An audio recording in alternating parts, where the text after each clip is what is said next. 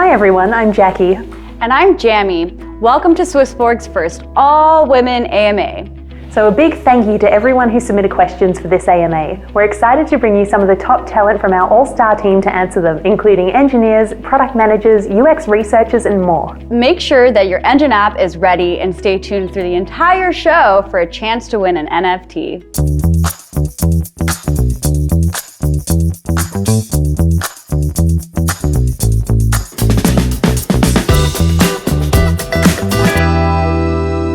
I would say we have three main challenges.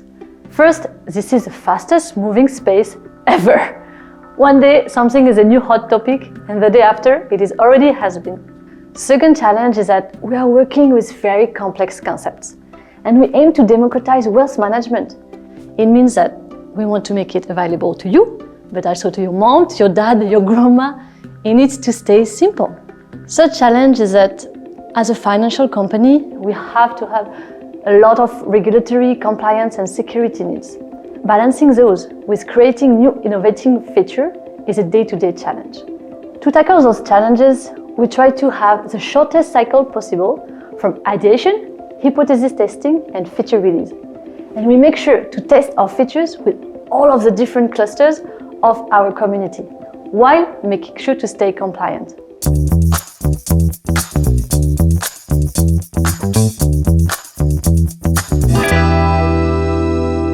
Yes, we've learned a lot during the last 3 years of building the app, but picking Scala was the right choice.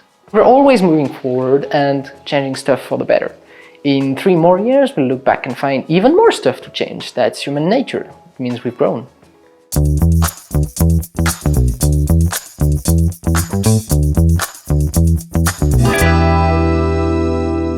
Above all, you should familiarize yourself with our mission and values. Is it something you identify with? Beyond that, we have blog posts that dive deep into what is happening at Swissborg and our lovely CHSB. We value knowledge and passion and recognize those who go above and beyond to learn more about us. We're always on the lookout for brilliant minds, so check out our careers page. There are currently more than 30 roles across the whole team. And if you're not sure where your skill set would be most beneficial, don't be shy and send a spontaneous application.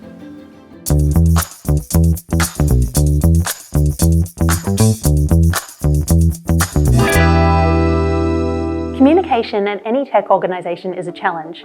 On one hand, you want to make the community excited about everything there is to come. But on the other, when our tech and product teams are at the very early stages of a project, it's difficult to know exactly how long it'll take to be developed. So this gives us a couple of options. The first is that we take the approach of a more traditional industry. Think Hollywood. When a studio produces a film, often the film is finished before the marketing campaign really starts. So when you see a teaser trailer or you see posters go up, the film has been sitting ready for months. This means they can release it as planned. The benefit of this approach is that we would know for sure when something is being released, so there would no longer be any confusion about dates. If Thematics was finished 3 months ago, for example, and we plan to launch it next week, there would be no reason for delays. The downside is that it means you would need to wait even longer for the features you want, because we would be adding marketing communications on after the feature is ready instead of telling you about it early. The approach we've chosen is to ship features as soon as they're ready. This means there's very little buffer between when a feature is finished and when it appears in the app, so we announce it's coming before it's ready. This means you get to know what's coming, but it's difficult for us to be precise about dates. Another thing to keep in mind is that there is other work that comes up that might shift the roadmap, and some of these things need to be addressed urgently. For instance, what if a regulator required emergency changes so we could continue offering the app in your country? Or what if one of our fiat gateways decided they didn't like crypto anymore?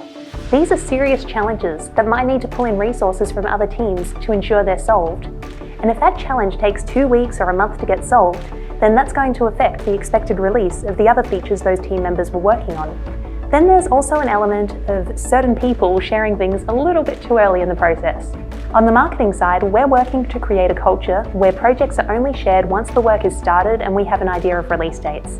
But let me know what you think about the communications topic. Would you prefer the Hollywood model, where we wait until a feature is ready and then we do the marketing campaign? Or would you prefer us to ship as soon as features are ready, but with the understanding that this means dates will change? Let us know in the comments, and if enough people want us to change, I'll bring it to the exec team. The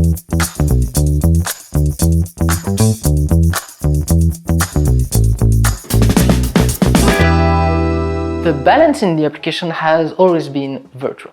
We use individual addresses for deposits, but they are then periodically consolidated into bigger pool accounts that are used for process withdrawals. Internally, our accounting system keeps track of the exact balances of every user and every transaction that happens. Transfers between users are off-chain in this context.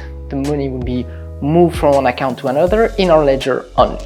Exchanges work in similar manner. The funds aren't moved between exchanges for each execution, but are instead allocated to the right person on the fly when an exchange happens. This way we can reduce the fees by moving large amounts between exchanges at once.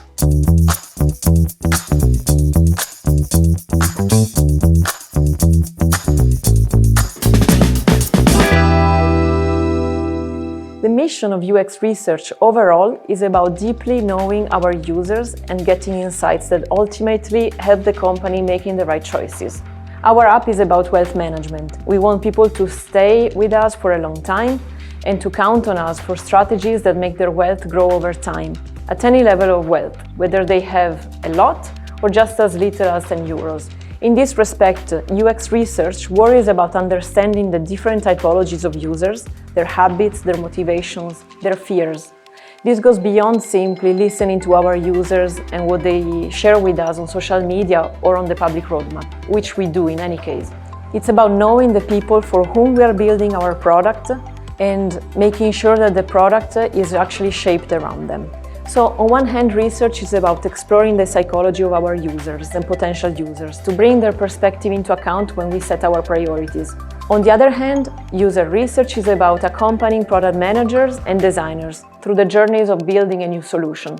So for example, it's about uncovering a more precise set of needs in respect of that solution, and it's about testing the designs with the users before the feature is actually developed.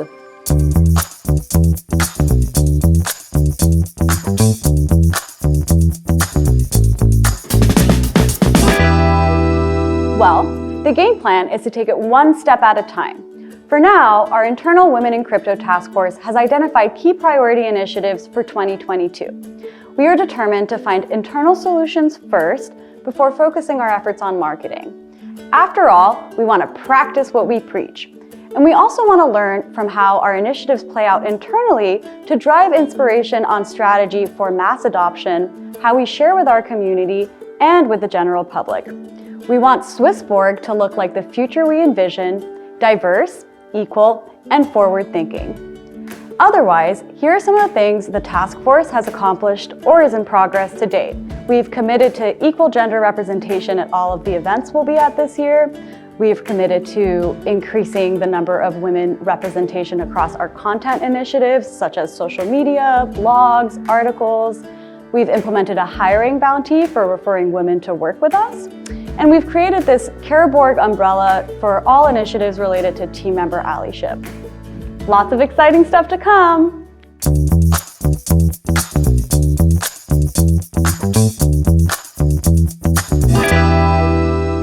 We are currently working on thematics, but they're not ready for prime time yet. Besides the thematics engine, we are also improving the smart engine to have better and faster execution for thematic operations.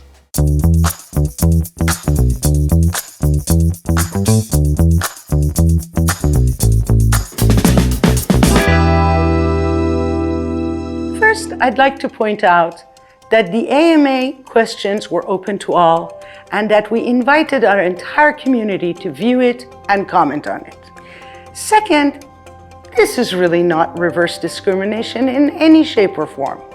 We haven't taken a space or job or voice away from any men. We're simply highlighting a problem, namely the gender gap in the financial sector and the crypto space. By having an all-women AMA, we don't want to exclude anyone, we just want to show off the wonderful women employees we have. As for meritocracy, the women who work at Swissborg are so qualified and competent that they embody the concept. We're not taking any opportunities from men. We just want to highlight women because there's so few of them in this space. We do not hire frivolously, and it is offensive to the women we've hired to think that we do. In crypto, why are we disrupting if not for making wealth management accessible to all, especially those who have been marginalized for centuries?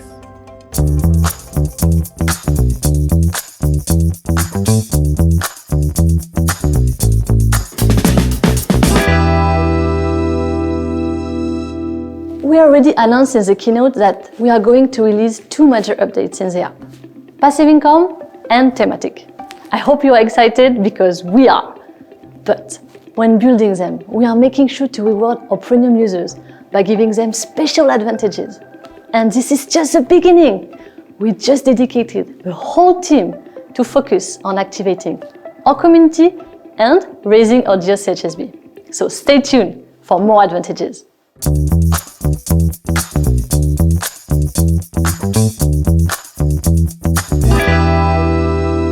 For every feature we want to build, we should ask ourselves, who are the users that this feature is impacting, and how is this solving a problem or answering a need that they have? The IFO Launchpad is an example of a feature that is sitting in our backlog and keeps being delayed by other things that we think have higher priority because they better address the needs of our users as a whole. Don't get me wrong, investing on an early stage project is great, and having the possibility to democratize and make accessible this type of investment would bring a big plus to the app. Yet, before doing this, we want to have other features that better support wealth management practices, such as allowing for better diversification or creating passive income in line with the individual's risk appetite.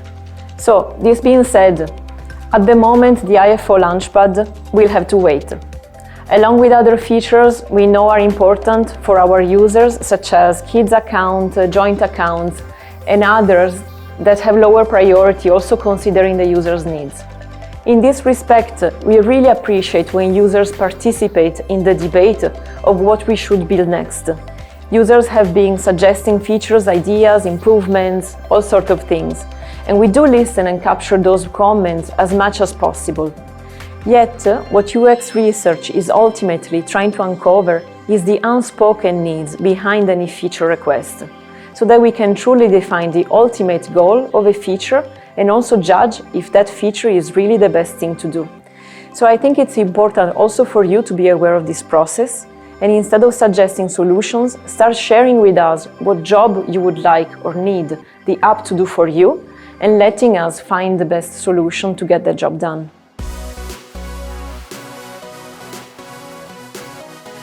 All right, who's ready for an NFT? Without further ado, please get your Engine wallets ready to scan. Okay, here we go. 3, 2, 1.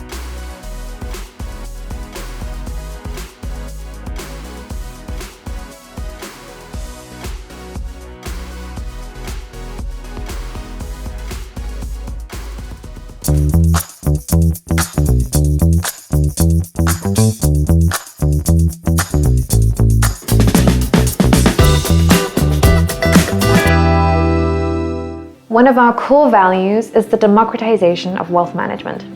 However, it's true that the world of finance and crypto is male-dominated, and access to knowledge about this space has always felt gate-kept.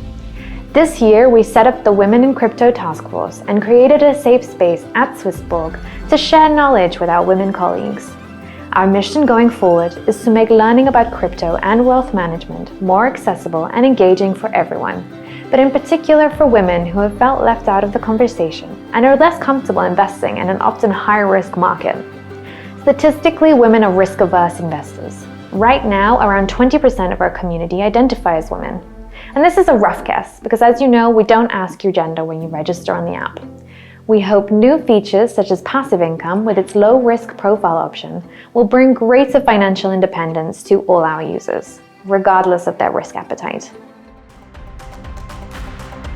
Thank you to everyone who joined us for our first all-women AMA. A special thanks goes to team members and community members who supported and encouraged this initiative. Remember, we want Swissborg to look like the future we envision. And that's one with more women in it. Be healthy, be wealthy, and lift those who need lifting.